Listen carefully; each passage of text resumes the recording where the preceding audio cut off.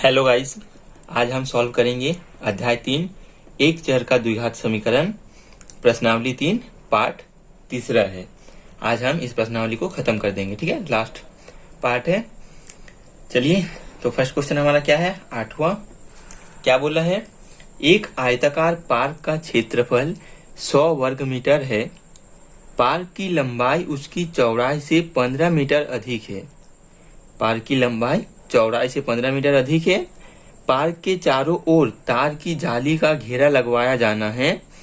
यदि 1 वर्ग मीटर तार की जाली की कीमत 5 रुपए है, तब पार्क के चारों ओर तार की जाली लगाने की लागत ज्ञात कीजिए। ठीक है, ये हमारा क्वेश्चन है। चलिए पहले एक छोटा सा चित्र बना के समझते हैं। एक आयताकार पार्क है।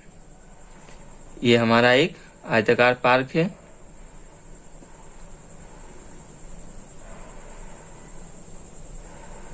ठीक, क्या बोला है इसमें? इसका पार्क का क्षेत्रफल 100 वर्ग मीटर है। पार्क की लंबाई चौड़ाई हमको नहीं दिया गया है। पार्क की क्षेत्रफल है 100 वर्ग मीटर। ठीक है, पार्क की लंबाई उसकी चौड़ाई से 15 मीटर अधिक है। इसमें हमको एक क्लू मिला है कि पार्क की जो लंबाई है उसकी चौड़ाई से 15 मीटर अधिक है। ठीक है, तो हमने क्या मानेंगे? माना आयताकार पार्क की चौड़ाई। ठीक है, क्या मानेंगे? x metre.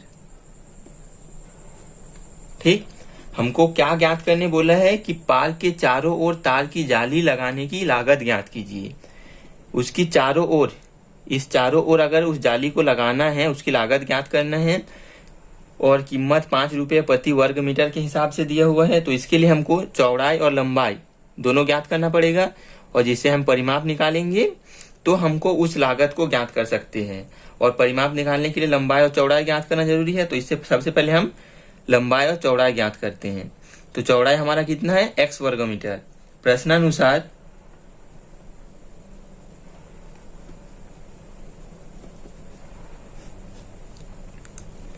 आयताकार पार्क की चौड़ाई कितनी हो जाए? चौड़ाई कितना है? x है, तो लंबाई कितनी हो जाएगी? चौड़ाई से 15 मीटर अधिक है। तो आयताकार पार्क की लंबाई बराबर x धन 15 मीटर। ठीक है, ये हमको दिया हुआ था। अब पुनः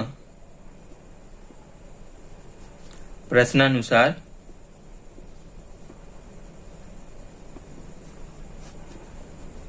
आयत का क्षेत्रफल का सूत्र क्या होता है?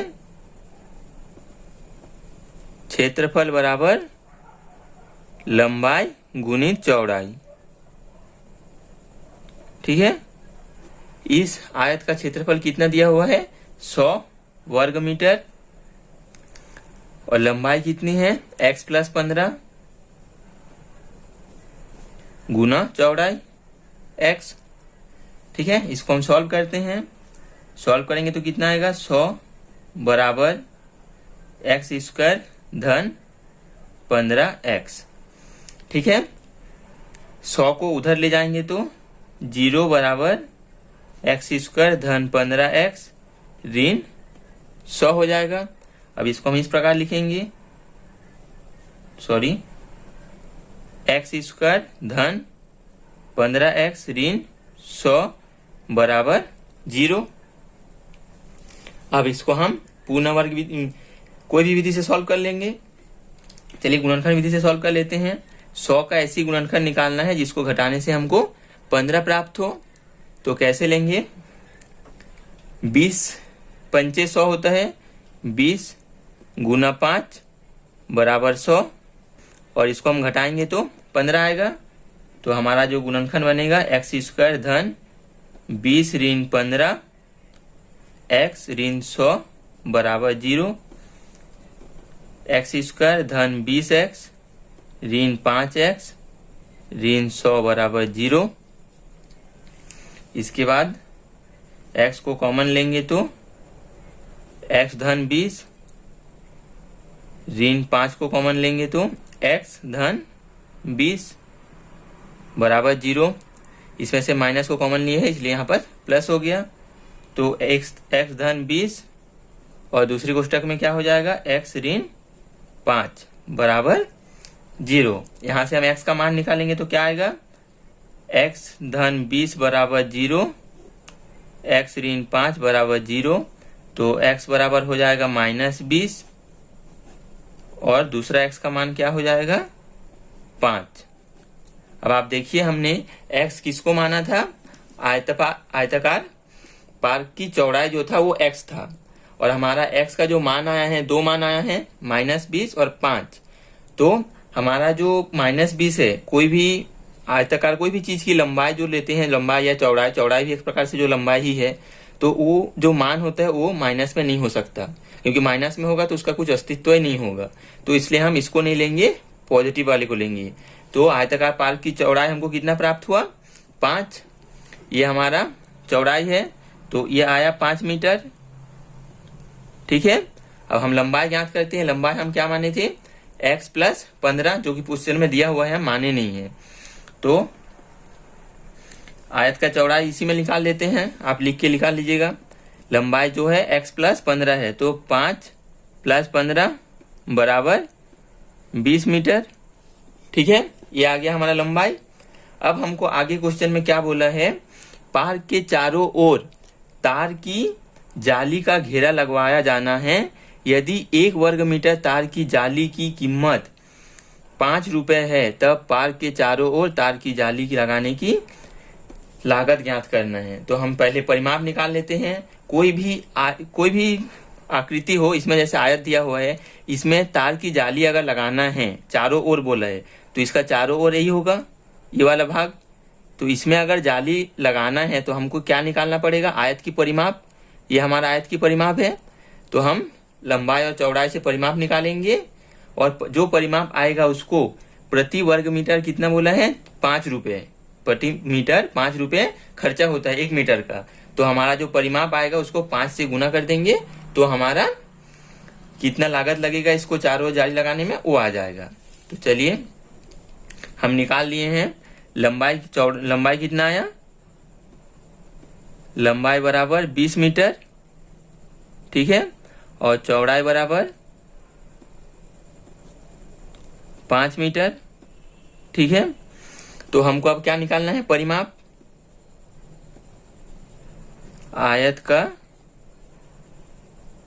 परिमाप का सूत्र क्या होता है, 2 × लंबाई धन चौड़ाई।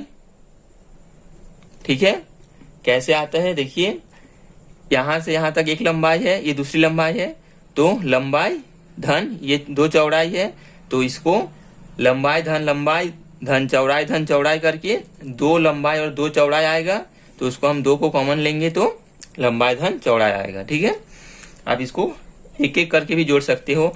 इसमें फिर लंबाई धन लंबाई, फिर इधर चौड़ाई धन चौड़ाई 4 आएगा, फिर उसमें से करके सूत्र निकाल सकते हैं। तो ये फॉर्मूला होता है, मैं फॉर्मूला में पुट कर दे रहा हूं मान। ठीक है, तो 2 गुणित लंबाई हमारा कितना है, 20 मीटर, धन चौड़ाई है 5। तो हमारा परिमाप कितना आता है, 2 गुना 20 और 5 25। तो हमारा जो परिमाप आया वो आया 50 मीटर।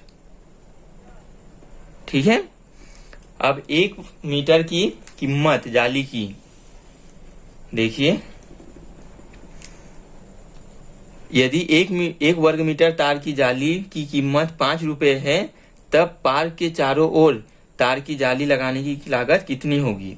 अब देखिए इस पूरे की मान हमारा कितना आया, 50 मीटर। ठीक है, मीटर में आएगा, ये इसमें क्वेश्चन में वर्ग मीटर दिया है, पर ये वर्ग मीटर नहीं होगा, मीटर होगा। ठीक है, 1 मीटर तार की, तो हमारा 1 मीटर की अगर 5 रुपए खर्चा आएगा, तो 50 मीटर का कितना खर्चा आएगा। हम इसको क्या करेंगे, गुना करेंगे, जबकि जमा के लिख लेते हैं। 1 मीटर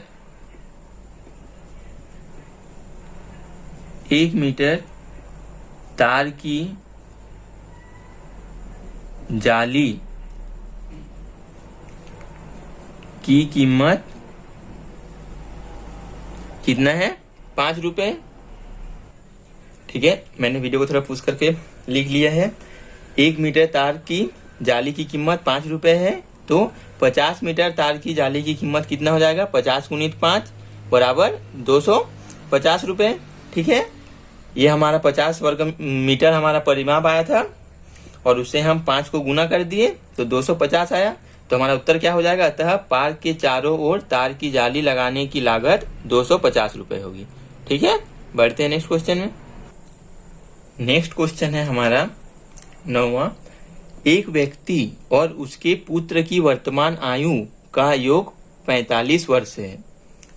5 वर्ष पूर्व दोनों की आयु का गुणनफल उस व्यक्ति की आयु का 4 गुना था। दोनों की वर्तमान आयु ज्ञात कीजिए। एक व्यक्ति और उसके पुत्र की वर्तमान आयु का योग कितना है, 45 वर्ष। ठीक है, हमेशा की तरह मैंने माना व्यक्ति की वर्तमान आयु x वर्ष है। ठीक है, हमारे क्वेश्चन में क्या बोला है, व्यक्ति और उसके पुत्र की वर्तमान आयु का योग 45 वर्ष है। मैंने व्यक्ति का वर्तमान आयु माना है x वर्ष, तो उसके पुत्र की वर्तमान आयु कितनी हो जाएगी, 45 माइनस x। ठीक है, 45 माइनस x वर्ष, ये हो गया। उसके बाद क्वेश्चन में क्या बोला है, 5 वर्ष पूर्व दोनों की आयु का गुणनफल। 5 वर्ष पूर्व बोला है, तो मैंने 5 वर्ष पूर्व व्यक्ति का आयु ज्ञात कर लिए। x वर्तमान था तो 5 वर्ष पूर्व क्या हो जाएगा, x माइनस 5 वर्ष। उसके बाद फिर व्यक्ति की पुत्र की भी निकाल लेते हैं, तो 5 वर्ष पूर्व व्यक्ति के पुत्र की आयु, वर्तमान आयु क्या था, 45 माइनस x। वर्तमान आयु 45 माइनस x, 5 वर्ष पूर्व बोला था तो माइनस 5 कर लिए। तो इसको हम सॉल्व करेंगे तो 45 माइनस x माइनस 5 बराबर 40 माइनस x वर्ष हो जाएगा। ठीक है, व्यक्ति की 5 वर्ष पूर्व व्यक्ति की आयु x माइनस 5 और उसके पुत्र की 40 माइनस x। ठीक है, अब आगे क्या बोला है, 5 वर्ष पूर्व दोनों की आयु का गुणनफल उस व्यक्ति की आयु का 4 गुना था। ठीक है, 5 वर्ष पूर्व दोनों की आयु का गुणनफल, मतलब ये आयु उसकी व्यक्ति का और उसके पुत्र का, दोनों की आयु की गुणनफल उस व्यक्ति की आयु का 4 गुना था। ठीक है, तो हम क्या लिखेंगे, प्रश्नानुसार 5 वर्ष पूर्व दोनों की आयु की गुणनफल, मतलब x माइनस 5 व्यक्ति की आयु और उसके पुत्र की कितना है, 40 माइनस x। दोनों की आयु का गुणनफल व्यक्ति की आयु का 4 गुना था। व्यक्ति का आयु 5 वर्ष पूर्व क्या था, x माइनस 5, इसका 4 गुना, तो इसको हम 4 से गुना कर देंगे। 4 गुना था। दोनों की वर्तमान आयु ज्ञात कीजिए। हमको वर्तमान आयु ज्ञात करना है, मतलब ये जो x है और 45 माइनस x, इन दोनों को ज्ञात करना है। ये हमारा समीकरण प्राप्त हुआ। चलिए इसको पहले सॉल्व करते हैं।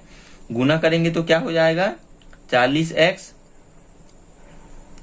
माइनस 5 को ढक देते हैं पहले, 40x माइनस x स्क्वायर, फिर माइनस 5 चौक 20, 200 माइनस माइनस प्लस 5x, और इधर गुना करेंगे तो 4x minus 20 minus x square, 40 और 5 45 x माइनस 200, इसको भी इधर ला लेते हैं तो माइनस 4x हो जाएगा और ये प्लस 20 हो जाएगा बराबर 0।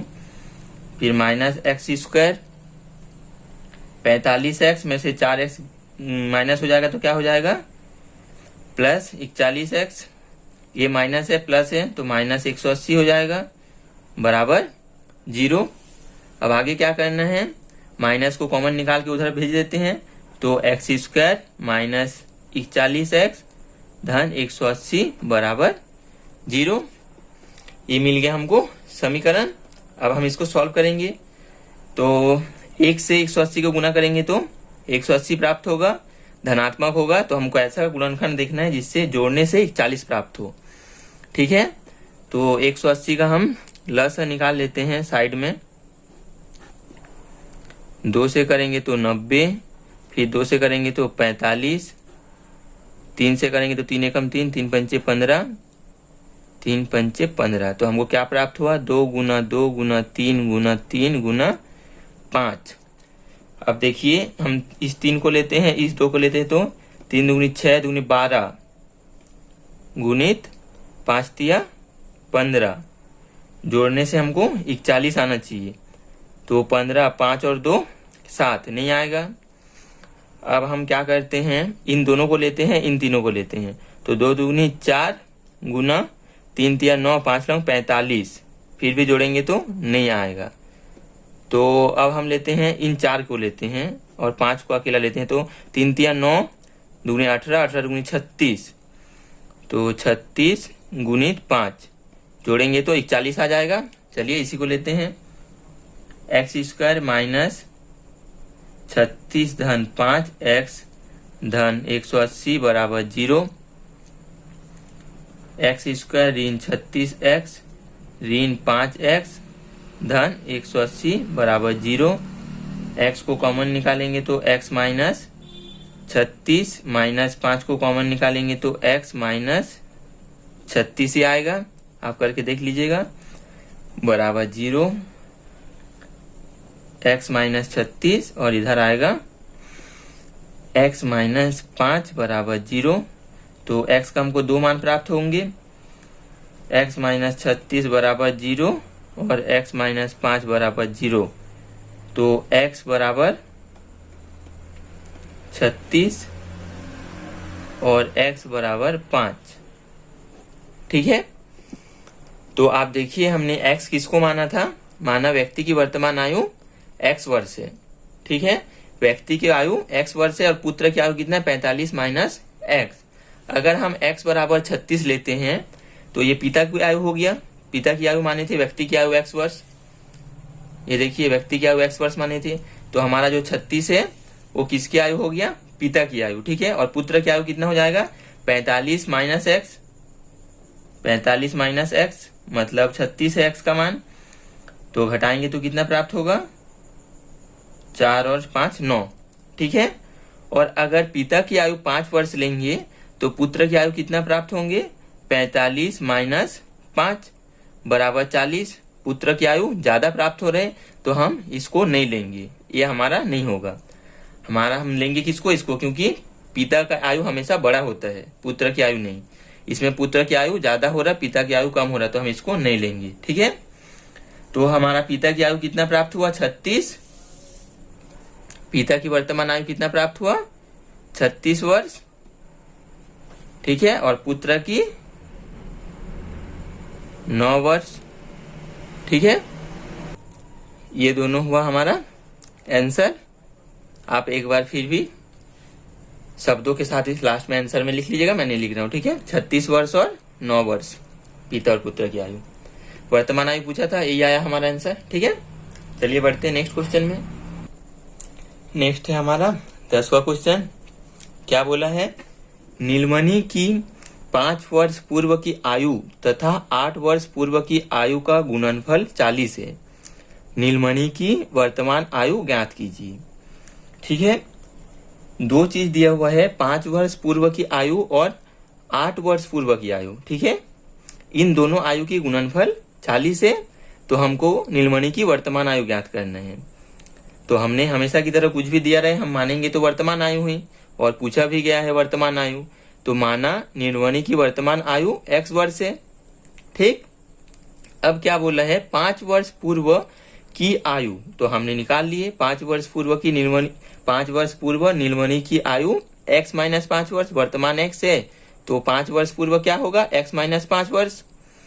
फिर आगे बोला है 8 वर्ष पूर्व की आयु, तो हमने निकाल लिए 8 वर्ष पूर्व नीलमणि की आयु x माइनस 8 वर्ष हो जाएगी, वर्तमान आयु x, तो x माइनस 8 हो गया। अब आगे क्या बोला है? 5 वर्ष पूर्व की आयु तथा 8 वर्ष पूर्व की आयु का गुणनफल 40 है। ठीक है, तो 5 वर्ष पूर्व की आयु कितना हो गया? x माइनस 5, और 8 वर्ष पूर्व की आयु का गुणनफल, 8 वर्ष पूर्व की आयु क्या है? x minus 8। इन दोनों की गुणनफल कितना दिया है? 40। ठीक है, ये आया हमारा प्रश्नानुसार। ठीक, अब इससे हम समीकरण बनाएंगे और वर्तमान आयु निकालेंगे। नीलमणि की वर्तमान आयु x माने हैं, तो x की मान जो आएगा वो हमारा आएगा वर्तमान आयु। तो चलिए निकालते हैं। दोनों को गुना करेंगे तो क्या होगा, x square minus 8x minus 5x plus 8 पंचे 40 बराबर 0। एक्स स्क्वायर दोनों ऋण में है तो जुड़ जाएगा, ऋण 8 और 5 13x धन यहाँ पर 40 आएगा, बराबर में 40 है, 0 नहीं है, ठीक है। धन 40, ये धन में है तो इधर आके ऋण 40 हो जाएगा, बराबर 0। एक्स स्क्वायर ऋण 13x धन 40 और ऋण 40 दोनों कैंसिल हो जाएगा, तो बराबर 0, दोनों कट गया। अब इसको हम क्या करेंगे, x कॉमन निकाल लेते हैं, तो x माइनस 13 बराबर 0। तो x बराबर क्या हो जाएगा हमारा 0 और x माइनस 13 बराबर 0, x बराबर 13, ये आया हमारा x का मान। अब देखिए किसी की वर्तमान आयु 0 तो नहीं हो सकती, तो उस वक्त वो पैदा ही नहीं हुए हैं, ठीक है। तो उसकी जो वर्तमान आयु वो क्या होगा, 13 वर्ष, ठीक। नीलमणि की वर्तमान आयु x बराबर 13 वर्ष, ठीक है। आप उत्तर में लिख लीजिएगा लास्ट में। बढ़ते हैं नेक्स्ट क्वेश्चन में। अब आते हैं हम 11वां क्वेश्चन पे। मजेदार क्वेश्चन में है, चलिए पिकनिक चलते हैं। पिकनिक की क्वेश्चन है, क्या बोला है, कुछ विद्यार्थियों ने पिकनिक में जाने की योजना बनाई है, ठीक है। स्कूल के कुछ विद्यार्थी मान लीजिए पिकनिक जाने की योजना बनाई है। उन्होंने भोजन पर व्यय के लिए 480 रुपए इकट्ठे किए। अब पिकनिक जाना है तो खर्चा तो करनी होगी, तो उसके लिए हमको कितना व्यय किया है, उन्होंने सभी विद्यार्थियों ने मिलके 480 रुपए इकट्ठे किए हैं। लेकिन उसमें से 8 विद्यार्थी पिकनिक में नहीं जा पाए। अधिकतर ऐसी होता है, कभी भी पिकनिक की प्लानिंग बनाओ, कुछ व्यक्तियों ने गायब हो जाते हैं, तो ऐसी हुआ है इसमें भी। लेकिन उसमें से 8 विद्यार्थी पिकनिक में नहीं जा पाए, कोई बात नहीं, बाकी चलते हैं। जिससे प्रत्येक विद्यार्थी को भोजन पर व्यय के लिए 10 रुपए अधिक देने पड़े। विद्यार्थियों की संख्या जब कम हो गई तो पैसा बढ़ गया, 10 रुपए अधिक हो गया। बताइए कि पिकनिक पर कितने विद्यार्थी गए, ठीक है। देखिए सबसे पहला लाइन क्या बोला है,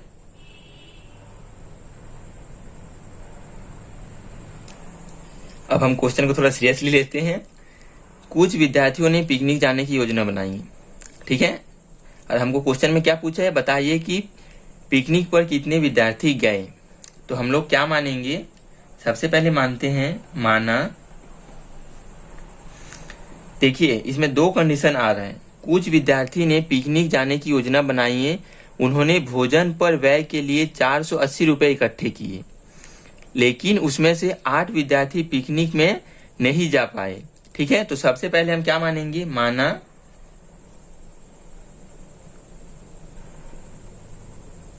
क्या मानेंगे, माना कितने विद्यार्थी पिकनिक जाने के लिए तैयार हुए, ठीक है। तो माना सबसे पहले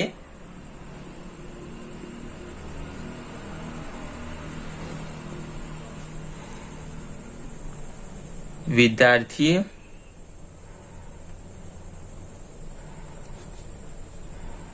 की संख्या, सबसे पहले विद्यार्थियों की संख्या जब वो जाने के लिए तैयार हुए थे, ठीक है। माना सबसे पहले विद्यार्थियों की संख्या जब वे जाने के लिए तैयार हुए थे, ठीक है। इसको मैं बगल में तैयार लिख देता हूं। तैयार बस मत लिखिए, पूरा लिख लीजिए, जाने के लिए तैयार, ठीक है। जाने के लिए है, ठीक है। ये जाने के लिए तैयार, ये आएगा कोष्टक में। कितना विद्यार्थी तैयार हुए थे, माने हम लोग x विद्यार्थी,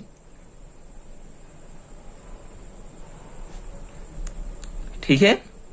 x विद्यार्थियों ने जाने के लिए तैयार हुए थे, तो उस वक्त उन्होंने भोजन पर व्यय के लिए 480 रुपए इकट्ठे किए थे, ठीक।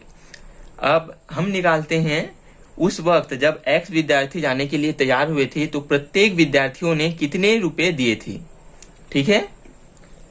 कुल कितने इकट्ठे किए थे? 480।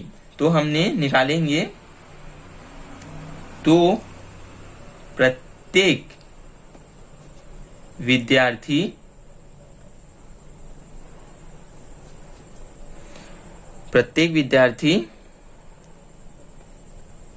का द्वारा दिया गया पैसा कितना हो जाएगा? 480 बटे x रुपए।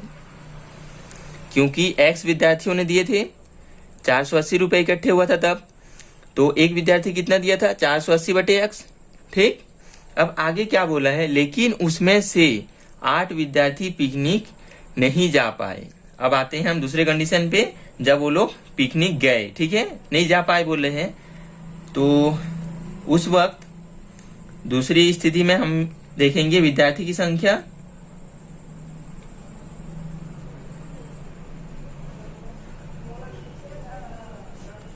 विद्यार्थियों की संख्या कब?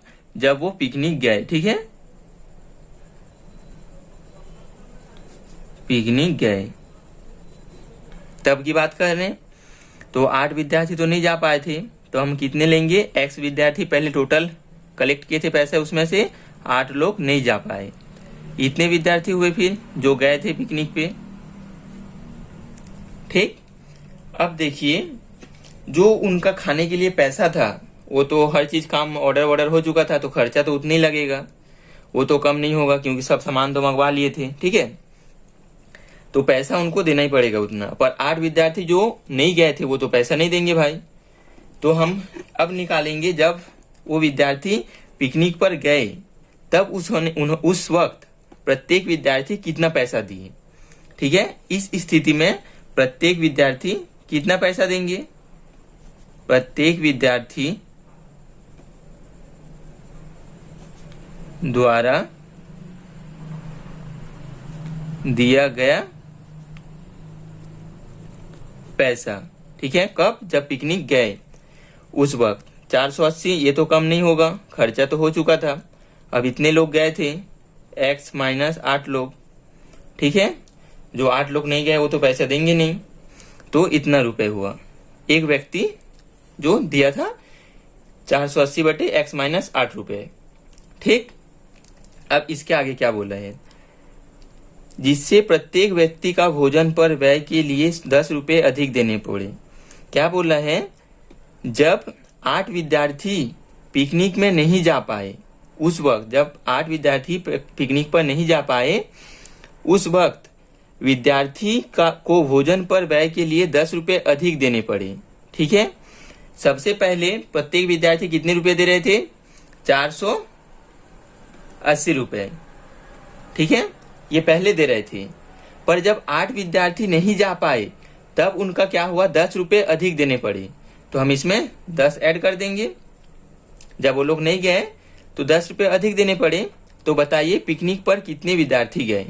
हमने और एक चीज निकाले हैं, जब 8 विद्यार्थी नहीं गए उस वक्त विद्यार्थी द्वारा दिया गया पैसा 480 बटे x माइनस 8, इतने पैसे एक विद्यार्थी ने दिए। उसी रूप से हम और एक समीकरण हमको प्राप्त हुआ, जब 8 विद्यार्थी नहीं गए तो जो पहले पैसा दिया था उसमें से 10 अधिक देना पड़ा, मतलब ये पैसा और ये पैसा 480 बटे x माइनस, ये दोनों बराबर है। समझे? ये जब पूरे के पूरे विद्यार्थी थे, ये जब 8 विद्यार्थी नहीं गए। और हमारे क्वेश्चन में और एक चीज दिया था, जब 8 विद्यार्थी नहीं गए तब हमको 10 रुपए अधिक देने पड़े। तो ये पुराना पैसा था, उसमें से हमको 10 रुपए अधिक देना पड़ा, और हमने निकाले थे जब 8 विद्यार्थी गए थे तब की। तो ये दोनों को हम बराबर में रख लिए। अब हम इसको सॉल्व करके x का मान निकालेंगे।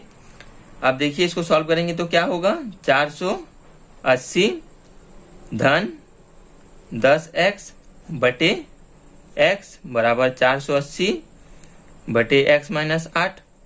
अब त्रिक गुना होगा तो 480 धन 10x, और इधर क्या हो जाएगा? x माइनस 8, और इसको त्रिक गुना करेंगे तो 480x। ठीक, अब आगे क्या करना है? इसको सॉल्व करना है तो 480x ऋण 8 से 480 का गुना करेंगे तो कितना आएगा 8 शून्य शून्य 8 8 64 का 4 हासिल आया 6 4 8 32 और 6 38। ठीक है 3840 धन 10x² माइनस 80x बराबर 480x। अब इस 480 को इधर लाएंगे 480x ऋण अब नहीं जोड़ रहे हैं क्योंकि देखिए 480 और 480 कैंसिल हो जाएगा इसलिए मैं अब नहीं जोड़ रहा हूं। 10x² ऋण 80x ऋण 480x बराबर 0। तो ये 480 और ये 480 ऋण और धन कट गया तो हमारे पास क्या बचा है 10x² ऋण 80x ऋण 300 नहीं है 3840 है बराबर 0। अब देखिए इसमें से हम 10 को कॉमन निकाल के उधर भेज देते हैं।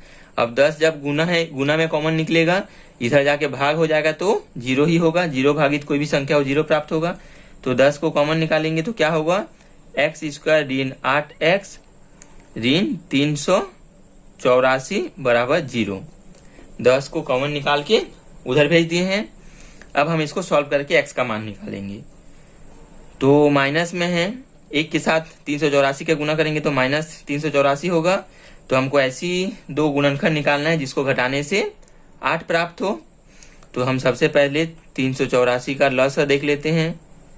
2 एकम 2 2 नियम 18 2 दूनी 4 2 नियम 18 2 छक्के 12 2 चौक 8 2 अट्ठे 16 24 12। अब नहीं लेते अब 12 में आ ही जाना चाहिए। तब इसको देखिए 2 दूनी 4 दूनी 8 दूनी 16 दूनी 32 2 दूनी 4 दूनी 8 दूनी 16 दूनी 32 32 गुना 12। ठीक है तो हमको घटाना है। तो घटाने के लिए कितना लाना है 8 लाना है। 32 में से 12 घटाएंगे तो 10 आएगा। तो एक काम करते हैं इसमें से 1 2 को इधर दे देते हैं। तो 2 दूनी 4 दूनी 8 दूनी 16 16 और 12 दूनी 24 गुना 24। अब 24 में से 16 घटाएंगे तो 8 प्राप्त हो जाएगा। तो हम इस गुणनखंड को लेंगे x² ऋण 24 माइनस 16 x ऋण 384 बराबर 0। x² ऋण 24x ऋण और ऋण धन 16x ऋण 384 बराबर 0। x को कॉमन निकालेंगे तो x माइनस 24 धन 16 कॉमन निकालेंगे तो x माइनस 16 के साथ 24 गुना करेंगे तो 384 आएगा। तो 16 कॉमन निकालेंगे तो अंदर बचेगा 24 बराबर 0। x माइनस 24 बराबर 0 और x धन 16 बराबर 0। तो x बराबर कितना हो जाएगा 24 x बराबर हो जाएगा ऋण 16। ये दो मान हमको प्राप्त हुआ x का। अब देखिए x हमने किसको माने थे सबसे पहले विद्यार्थियों की संख्या जो जाने के लिए तैयार हुए थे x विद्यार्थी। तो हमने x का दो मान निकाले हैं एक धनात्मक एक ऋणात्मक। कोई भी विद्यार्थियों की संख्या ऋणात्मक नहीं हो सकती। ठीक है तो हम ऋणात्मक मान को नहीं लेंगे धनात्मक को लेंगे। तो x बराबर 24। हमारे क्वेश्चन में क्या बोला था फिर से पढ़िए। बताइए कि पिकनिक पर कितने विद्यार्थी गए। ठीक है प्रत्येक विद्यार्थी इसमें माने थे हम लोग ये वाला लाइन को पढ़िए। विद्यार्थियों की संख्या जो पिकनिक पर गए थे x माइनस 8। ठीक है तो हमारा x का मान कितना प्राप्त हुआ है x बराबर 24 प्राप्त हुआ है। तो हम इसमें रखते हैं बराबर 24 माइनस 8 बराबर 16 विद्यार्थी। ठीक है आगे नहीं लिख पा रहा है तो आप समझ लीजिए 16 विद्यार्थी जो कि पिकनिक पर गए हुए थे। और हमको ही पूछा गया था बताइए कि पिकनिक पर कितने विद्यार्थी गए। तो हमारा जो आंसर होगा वो होगा 16 विद्यार्थी पिकनिक पर गए हुए थे। ठीक चलिए पढ़ते हैं अब नेक्स्ट क्वेश्चन में। अब है हमारा 12वां क्वेश्चन। इस प्रश्नावली की लास्ट क्वेश्चन है। क्या बोला है कक्षा 10वीं की टेस्ट परीक्षा में कमल के अंग्रेजी और गणित विषयों के प्राप्तांकों का योग 40 है। यदि गणित विषय में उसके प्राप्तांक पहले की तुलना में 3 अधिक और अंग्रेजी की विषय में प्राप्तांक पहले की तुलना में 4 कम हो जाए तो उसके दोनों विषयों के प्राप्तांकों का गुणनफल 360 हो जाता है। गणित और अंग्रेजी की कोमल के प्राप्तांक ज्ञात कीजिए। ठीक है, चलिए एक एक लाइन को पढ़ते हैं और बनाते जाते हैं। कमल की अंग्रेजी और गणित के विषयों के प्राप्तांकों का योग 40 दिया हुआ है। ठीक है, तो हम मानते हैं, माना कमल के टेस्ट की बात हो रही है। ठीक है, टेस्ट में कमल के गणित विषयों की प्राप्तांक कितना है, x, ये हमने मान लिया। तो कमल के अंग्रेजी की क्या हो जाएगा,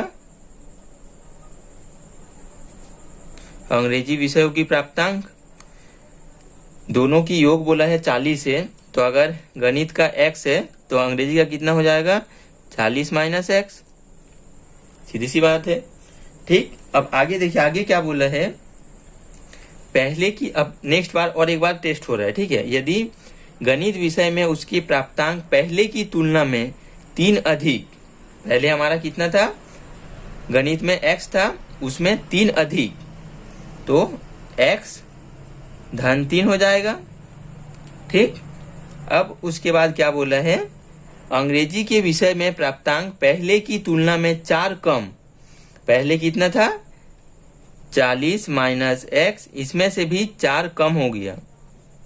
ठीक है, 4 कम हो जाए तो दोनों विषयों के प्राप्तांकों का गुणनफल, दोनों विषयों का प्राप्तांक कितना मिल गया, गणित का ये है और अंग्रेजी का ये है, इन दोनों का गुणनफल कितना बोला है, 360। वैसे भी हमने गुणा के रूप में लिखा है तो लिख देते हैं, गुणनफल 360 हो जाता है। ठीक है, इसको प्रश्नानुसार लिख लीजिएगा। ठीक है, दोनों की प्राप्तांकों का गुणनफल 360 हो जाता है। तो गणित और अंग्रेजी में कमल के प्राप्तांक ज्ञात कीजिए। तो हमको गणित में कितना मिला है और अंग्रेजी में कितना मिला है, ये निकालना है, मतलब ये दोनों की मान। तो चलिए इस समीकरण बनाते हैं और इसको हल करते हैं। पहले गुना करेंगे तो कितना आएगा, सबसे पहले तो x प्लस 3 और इधर हो जाएगा 40 में से 4 घट जाएगा, मतलब 36 माइनस x हो जाएगा बराबर 360। तो 36 x ऋण एक्स स्क्वायर धन 36 को 3 से गुना करेंगे तो 6 3 18 का 8, हासिल आया 1, 3 3 9 1 10, 108 ऋण 3x बराबर 360। इसको भी इधर ला लेते हैं, ऋण x square 36x minus 3x, तो कितना हो जाएगा, धन 33x। इसको पहले लिख लिया मैंने, फिर धन 108 ऋण, इसको तो लिख चुके हैं, तो 360 को इधर ला लेते हैं बराबर 0।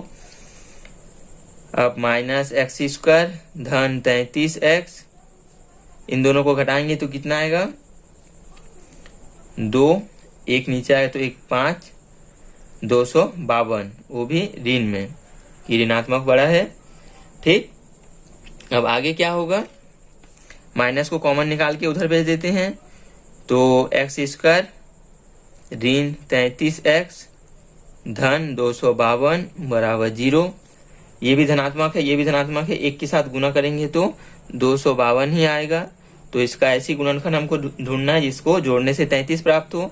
तो सबसे पहले हमने लॉस निकाल लेते हैं, तो 2 एकम 2, 2 दूनी 4, 2 छक्के 12, 2 छक्के 12, 2 तिया 6, 3 से करेंगे तो 3 दूनी 6, 3 एकम 3, 21, तो 3 सत्ते 21। क्या प्राप्त हुआ, 2 गुना 2 गुना 3 गुना 3 गुना 7। ठीक है, तो अब जोड़ी बनाते हैं, पहले इन 3 को लेते हैं और ये 2 को, 7 तिया 21, 3 दूनी 6, दूनी 12, दोनों को जोड़ेंगे तो कितना आएगा, 2 और 1 3, 2 और 1 3, हाँ 33 प्राप्त हो जा रहा है। तो हम इसी 2 गुणनखंड को लेंगे, 12 और 21 को। तो एक्स स्क्वायर ऋण जोड़ना है तो किसी को भी हम पहले लिख सकते हैं, 21 धन 12 x धन 252 बराबर 0, एक्स स्क्वायर ऋण 21x ऋण 12x धन 252 बराबर 0। x कॉमन लेंगे तो x माइनस 21, इसमें से माइनस 12 कॉमन लेंगे तो x माइनस 21 बराबर 0। 21 गुना 12, दोनों को गुना करेंगे तो 252 आएगा, तो 12 कॉमन निकाल लिए तो माइनस 21 बचा।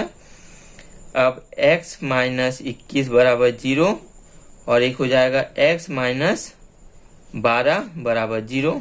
इन दोनों को एक बार लिख लिया, इन दोनों को एक बार, तो x बराबर क्या प्राप्त हो जाएगा 21 और एक बार x बराबर 12। हमारा x का दो मान प्राप्त हुआ, दोनों पॉजिटिव में प्राप्त हुए हैं। तो चलिए दोनों एक एक बार मान रखते हैं। एक बार 21 प्राप्त हुआ है, एक बार 12, ठीक है। तो जब हमारा x का मान 21 होगा, ठीक है, x बराबर 21, मतलब गणित में जब 21 प्राप्त होगा तब उसको अंग्रेजी में कितना प्राप्त होगा 40 माइनस 21 बराबर 19, ठीक है। जब गणित में उसको 21 मिला तो अंग्रेजी में मिलेगा 19, और जब x बराबर हम 12 लेंगे, 12 आया था एक मान, तब हमारा अंग्रेजी में कितना होगा 40 माइनस 12 बराबर, घटाएंगे तो 8, 28, ठीक है। तो हमको दो मान प्राप्त हुआ। जब उसको गणित में 21 मिलेगा तब अंग्रेजी में मिलेगा 19, और जब उसको गणित में 12 मिलेगा तो अंग्रेजी में मिलेगा 28, ठीक है। तो ये दोनों हुआ हमारा आंसर, ठीक है। ये भी आंसर है और ये भी आंसर है, ठीक। चलिए मिलते हैं अगले प्रश्नावली में।